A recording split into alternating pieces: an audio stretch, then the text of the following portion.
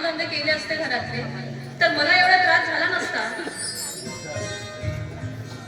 नुसतं स्वतःला बघत राहते आणि आपल्या रूम मध्ये बसून राहते, त्याच्याशिवाय त्यांना येतं तरी काय? हा? हो मिस्टर, आपत्त विना माहिती आहे का, मुलींचं लग्न आणि संसार काहीच कामाचं नाही. चल हे तर तुम्हाला काही समजणार नाही. आपण ना शेतावर जाऊया, काही कामं पडले आहेत तर करून घेऊ शेतावरचे. अगं कशाला, आज घरात आहोत ना.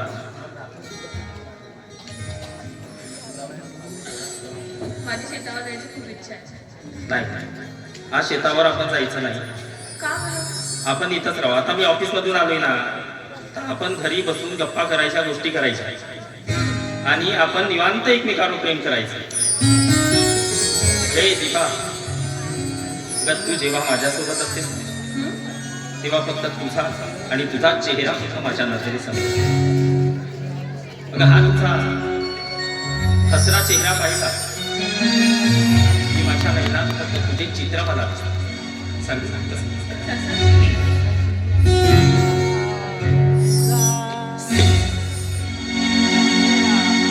सजनी तुझा साजनी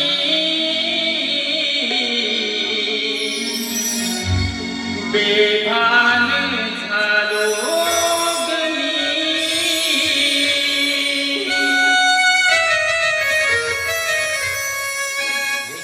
दीपा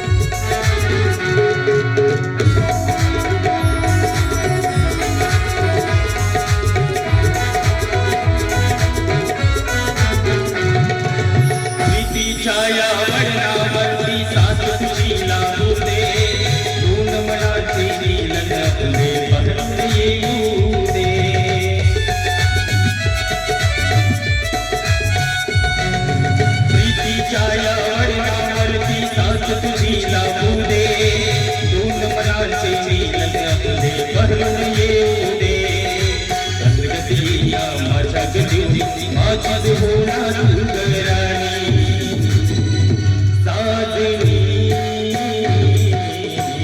मान झालो गमी साजनी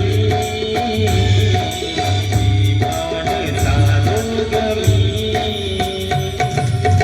तुझे पावन सजनी छाता फुल गेलो तुझे पावन सजनी छाता फुल गेलो साजनी मान झालो गमी साजनी मान झालो गमी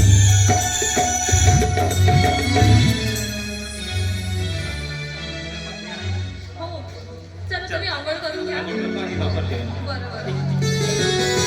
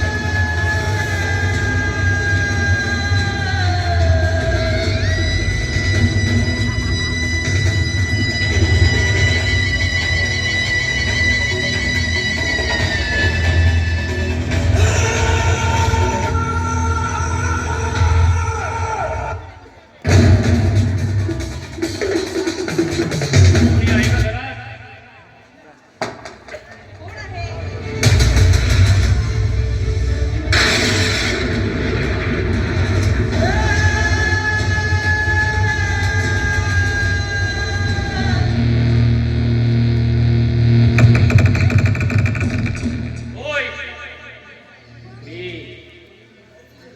मी डॉक्टर विवेक रानडे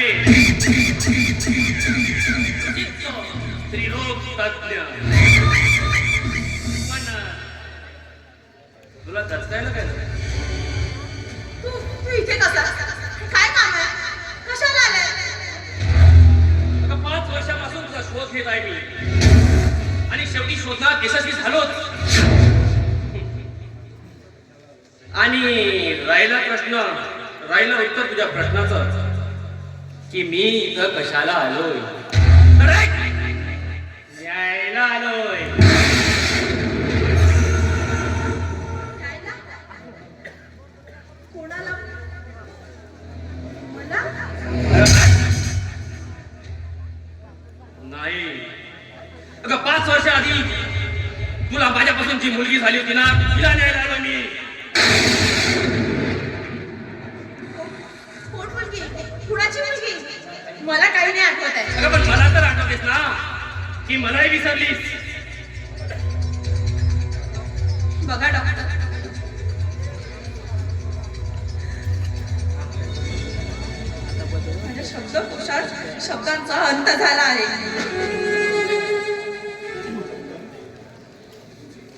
तिथे तुमचा उदय झाला आहे वास्तविक नरदेव दिसणाऱ्या माणसाचा नाही तर एक हिंस्र जनावराचा आहे चला तर एक ओळख पटली म्हणायची म्हणजे या नरधमापासून तुला एक मुलगी झाली हो हो झाली अगं पण कशी का बलात्कारामुळे अगं कशी का असे ना पण झाली मुलगी सांग सीमा कुठे आहे माझी मुलगी डॉक्टर हो मी इथे सुखी आहे माझा सगळा भूतकाळ मी माझ्या पोटात हृदयात एका कप्प्यात गाडून टाकला आहे आता तरी मला सुखाने जगू द्या अगं तुझ्या जगण्यावर मी खोटा आक्षेप घेतला आहे मला माझ्या मुलीचा पत्ता दे मी निघतो का? कशाला हवा पत्ता आणि काय करणार आहे तुझ्याशी हा सांगा ना माहिती आहे ना मला काय करणार आहे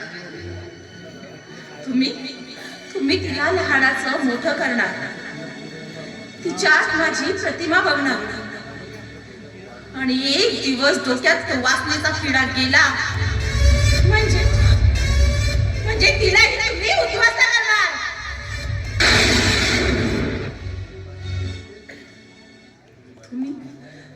तुम्ही माझ्याशी तेच केलं. हो, हे कणात मावशीच्या आश्रयाने वाढणारी तिला तुम्ही घरी आणलं, लहानाचं मोठं केलं. तेव्हा तुम्ही अगदी मला देव भासला. तुमच्यातला तो हिंस्र पशुला मी ओळखू शकते नाही. एक दिवस ते जनावर जागं झालं आणि त्याने एका हिंस्र जनावरात जसे शिकारीचे लचके तोडावे तसे तुम्ही माझ्या शरीराचे लचके तोडले. आणि एक दोनदा नाही तर कित्येक वर्ष अजूनही ते घाव माझ्या मनावर व्रण उमटलेले आहे. माझ्या मनात उमळणाऱ्या भावनांना तुम्ही रक्तबंबाळ केलं. डॉक्टर, अहो मला माहित आहे तुमची विकृती. तुमची विकृती एकदा जागृत झाली ना की तुमच्या समोर दिसणारी स्त्री ही फक्त तुमच्यासाठी उपभोगणारी ही एक वस्तू असते. अगं तू म्हणतेस ती विकृती आहे माझ्यात, पण त्यावेळेस तू कशी तयार झाली नसतीस ना.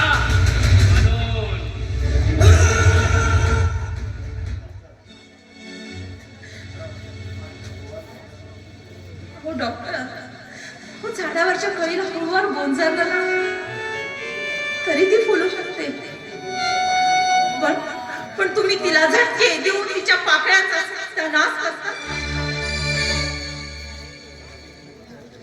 कदाचित तुम्ही मला प्रेमाने विचारलं असतं तर मी विचारही केला असता. Oh no. I am sorry, Sima. I am very, very sorry.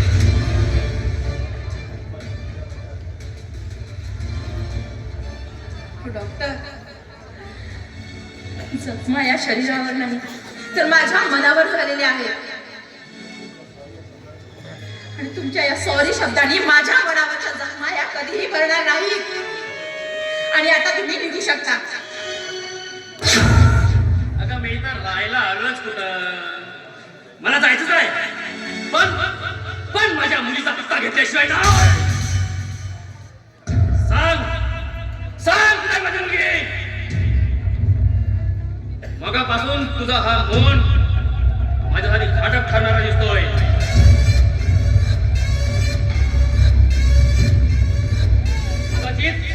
कदाचित तुझ्या लग्नासाठी तुला अडचण येऊ नये म्हणून त्या मुलीचा खून का केला नाहीस ना. सांग.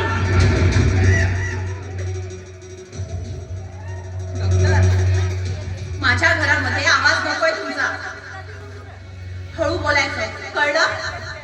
अगं मग सांग ना, कुठं आहे माझी मुलगी. बोल सीमा बोल. मी माझ्या मुलीची शपथ घेऊन सांगतो. तू जसं समजतेस ना मी तसा असा कुठलाही प्रकार करणार नाही. पण सांग सीमा, माझ्या मुलीचा पत्ता सांग. बरं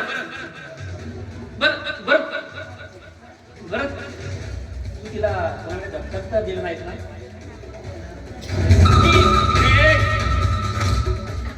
तुलाकडे अनाथ तर नाही ठेवलीस ना. अगं सांग. कदाचित त्या तुझ्या मौनामागे काहीतरी सत्य दडलेलं आहे भयानक. आणि आता मला तो संशय यायला लागलेला आहे.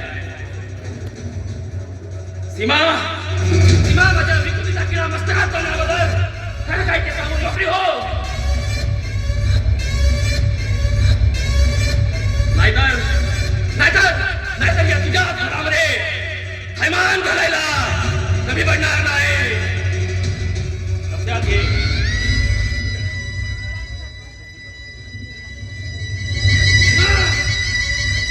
माझ्या क्रोधाची परीक्षा पोटात ठेवू नको.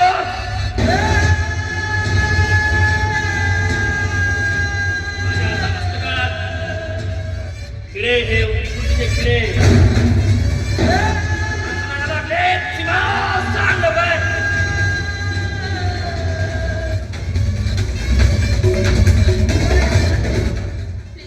मला 2 मिनिटात सांगू द्या. मी आले. ठीक आहे ठीक आहे थांब. पण माझ्याशी विश्वासघात करण्याचा प्रयत्न करू नकोस. मी घरात गेल्याशिवाय तुम्हाला सत्य कळणार नाही. मी आले. ठीक आहे.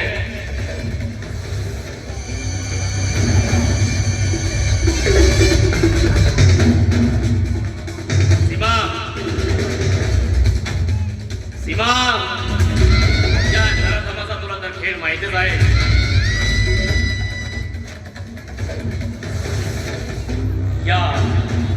या डॉक्टर विवेक रानडेला फसवणं एवढं सोपं नाही. अगं त्यावेळेस तू दवाखान्यातून मुलीसोबत पसार झालीस. नाहीतर आज तू इथं दिसली नसते.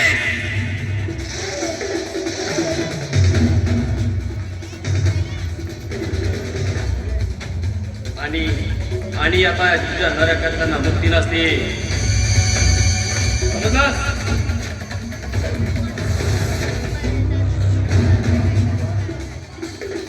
किती वेळ लागेल सांग सीमा.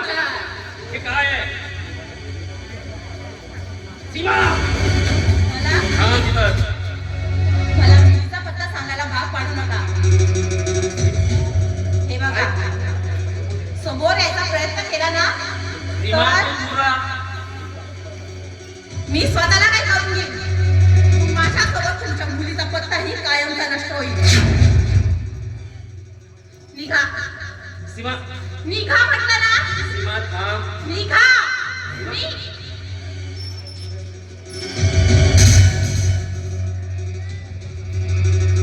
डॉक्टर मी तुम्हाला काही करेल नाही तर स्वतःला मारून घे. सीमा तू राहा.